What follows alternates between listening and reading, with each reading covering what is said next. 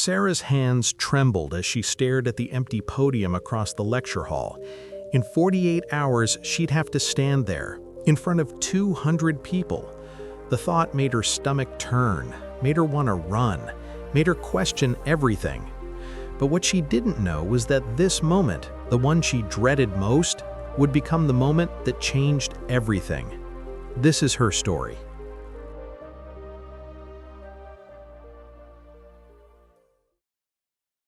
For as long as Sarah could remember, anxiety had been her constant companion, not the kind of nervousness everyone feels before a big moment. No, this was different. This was the kind of fear that controlled her life, that made decisions for her, that kept her small and invisible. Every morning, she'd arrive at campus early, slipping into the back row of every class before anyone else arrived. She'd keep her head down, her notebook open, her eyes carefully avoiding any chance of being called on. When professors asked questions, her heart would race. She knew the answers. Often she knew them better than the students who confidently raised their hands. But the thought of speaking, of having all those eyes turn toward her, of hearing her own voice break the silence, it paralyzed her. Lunch was always alone, not because she wanted it that way, but because joining a table meant introductions, meant small talk, meant being seen. So she'd find quiet corners, hidden spots where she could eat in peace and tell herself it was better this way, safer this way. In group projects, she'd volunteer to do the research, the writing, anything that kept her behind the scenes.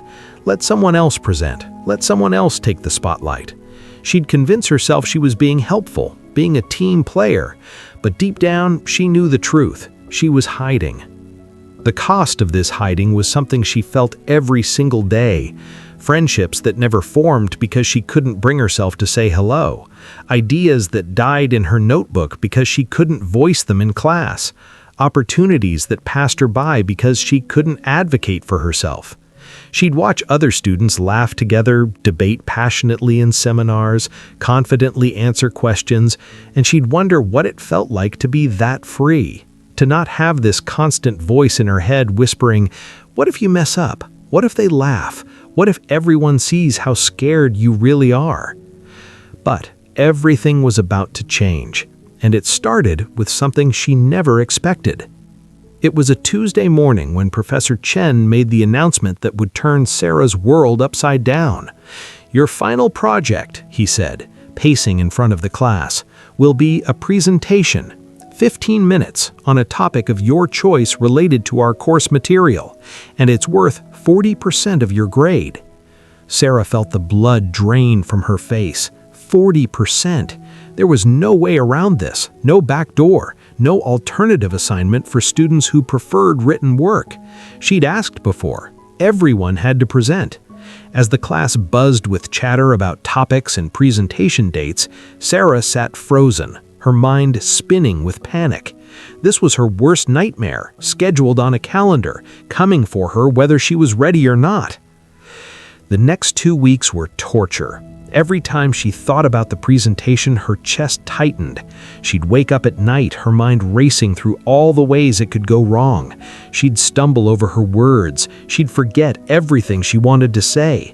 Her voice would shake. People would see her hands trembling. They'd see through her. They'd know she didn't belong there. Part of her considered dropping the class entirely, taking an incomplete, anything to avoid standing in front of that room. But something stopped her. Maybe it was stubbornness. Maybe it was exhaustion from running. Maybe it was the tiny voice beneath all the fear that whispered, "What if you could do this?" So she prepared, not happily, not confidently, but desperately. She researched her topic obsessively, filling page after page with notes, as if having more information would somehow shield her from the fear.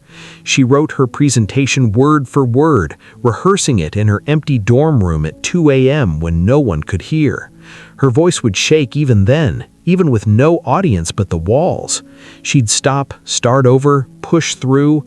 Her roommate asked once if she was okay, and Sarah just nodded, unable to explain that she was preparing for what felt like walking to her own execution. 3 days before the presentation, she tried a new strategy. She went to an empty classroom building after hours and stood at the front of a vacant lecture hall. Just stood there, feeling the space, imagining the eyes that would be watching. She managed to say her opening line out loud, just one sentence. Her voice echoed in the empty room, small and uncertain. But she'd said it. It was something. The next night, she came back and made it through 3 sentences, then 5. None of it felt natural, none of it felt powerful, but she was doing it, piece by piece, fighting through the terror that told her to run. And then the morning arrived, the morning she'd been dreading for 2 weeks. Sarah barely slept the night before. She'd gone through her presentation so many times the words lost all meaning. She dressed carefully that morning, choosing clothes that felt professional, like armor, like maybe if she looked put together, no one would notice how completely she was falling apart inside. The walk to class felt surreal, like moving through water. Every step closer to that building, to that room, to that podium felt heavier than the last. When she entered the lecture hall, it was already filling up. The room suddenly felt so much smaller than it had in her midnight rehearsals, so much more real. Students were chatting, laughing, completely unaware that for Sarah, this was the hardest thing she'd ever have to do. Professor Chen was setting up the projector. The podium stood at the front, waiting. Sarah took her seat in her usual spot in the back, watching as other students presented first. Some were natural speakers, commanding the room with ease. Others were nervous too, but they pushed through, stumbled, laughed it off, kept going. And then she heard it, her name. Sarah Martinez, you're up next. Everything in her body screamed to run, to say she was sick, to make any excuse. But her legs were already moving, carrying her down the aisle toward the front of the room. It felt like the longest walk of her life. She could feel every eye turning toward her, could hear the soft shuffle of people adjusting in their seats, waiting. She reached the podium and her hands gripped the edges so tightly her knuckles went white. She looked out at the sea of faces and her mind went completely blank. Every word she'd memorized, every point she'd practiced, vanished.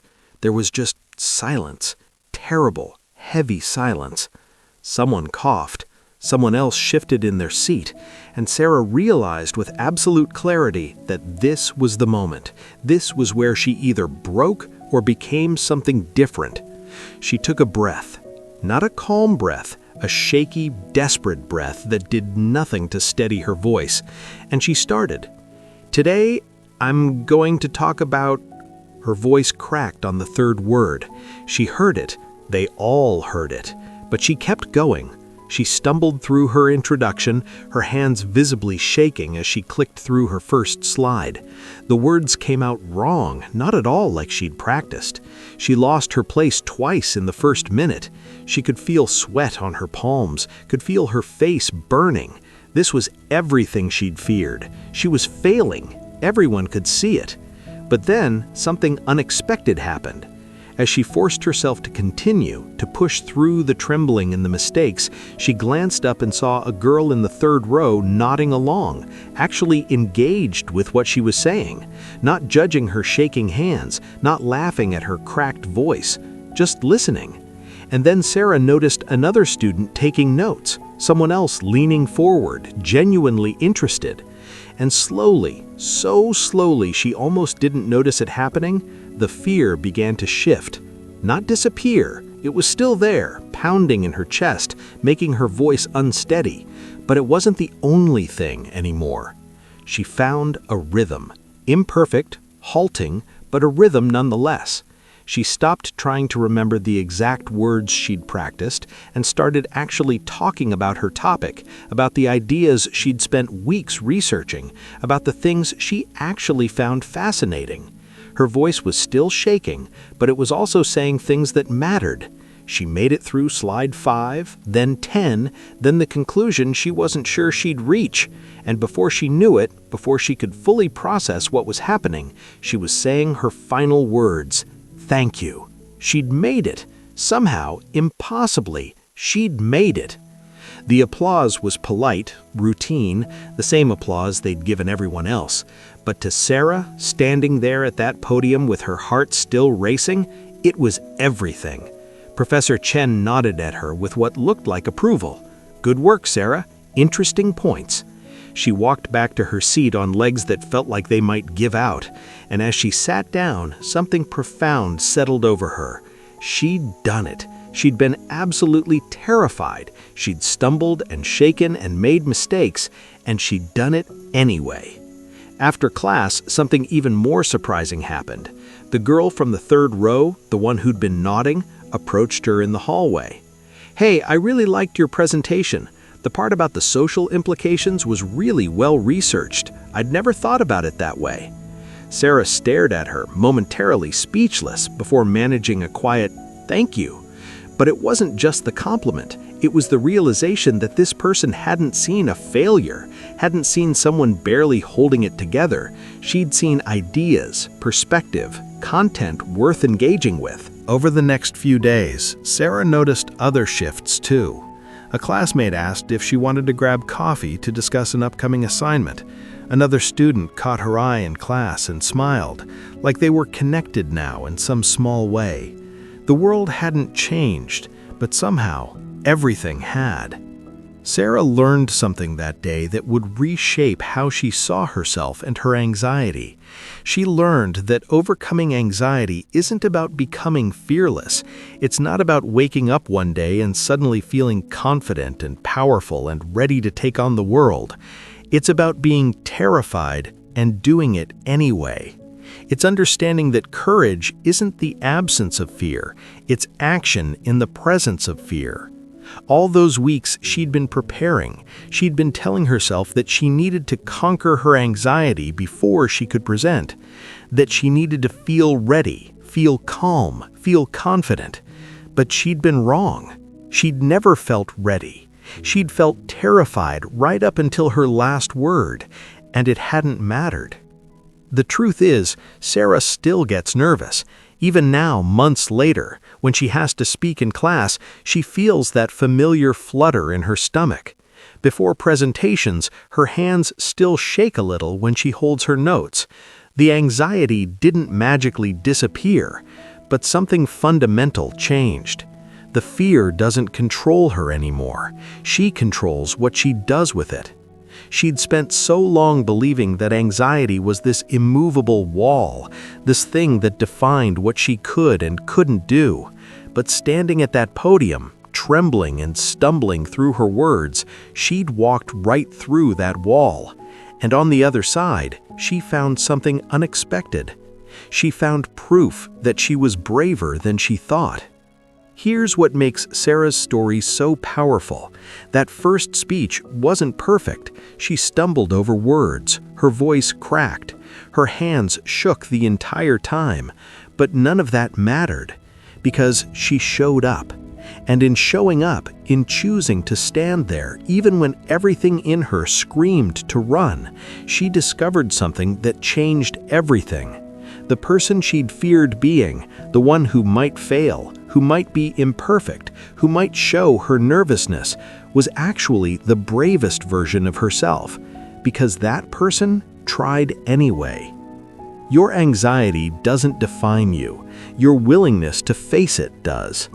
Every day you have a choice. You can let fear make your decisions, keep you small, keep you hidden. Or you can do what Sarah did. You can feel the fear, acknowledge it, respect it even, and then take one step forward anyway. Not because it's easy, not because you feel ready, but because on the other side of that fear is the person you're meant to become.